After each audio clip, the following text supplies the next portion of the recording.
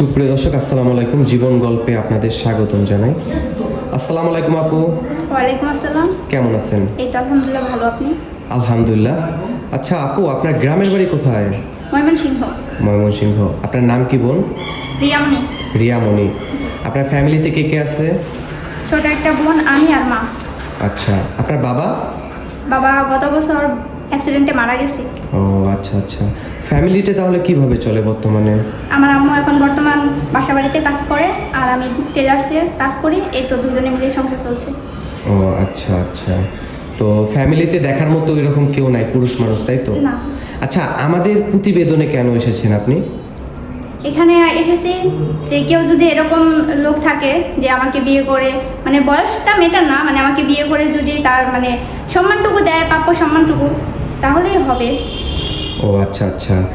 যদি এমন কোনো ভাই যার বয়স 50 বছর, 60 বছর বা 65 বছর হয়, তাহলে কি আপনার কোনো সমস্যা আছে? না, এখানে না, বয়স নিয়ে কোনো প্রবলেম নেই। মানে মানুষটা ভালো হলেই হবে, হ্যাঁ, ভালো হলেই সঠিকভাবে যেন আপনাকে ভালোভাবে রাখে, তাই তো? আচ্ছা, তো আপনার পার্সোনালভাবে কোনো চয়েস আছে যে এমন একটা মানুষ চাই, মানুষটা এমন হবে বা সুন্দর হবে, এমন কোনো আছে?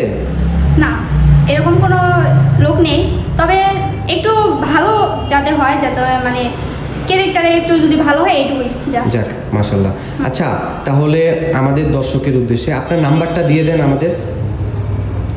নাম্বারটা আপনারা এই ভাইয়ার সাথে যোগাযোগ করবেন, তাহলেই হয়ে যাবে। ও, আপনার তাহলে পার্সোনাল ফোন নাই, তাই না, তো? আমার কোনো ফোন নেই আপাতত।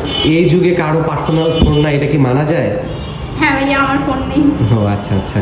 সুপ্রিয় দর্শক, দেশ ও বিদেশ থেকে যারা ভিডিওটি দেখছেন তাদেরকে আবারও আন্তরিকভাবে শুভেচ্ছা জানাই। এই আপুটির সামনে ফুটফুটে সুন্দর একটি মেয়ে।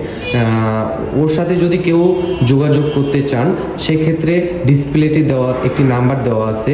এই নাম্বারে ইমো, হোয়াটসঅ্যাপ দুটি আছে। আপনারা চাইলে আমাদের ইমো, হোয়াটসঅ্যাপে যোগাযোগ করতে পারেন। ইনশাল্লাহ এই বোনটির সাথে আমরা যোগাযোগ করে দিব।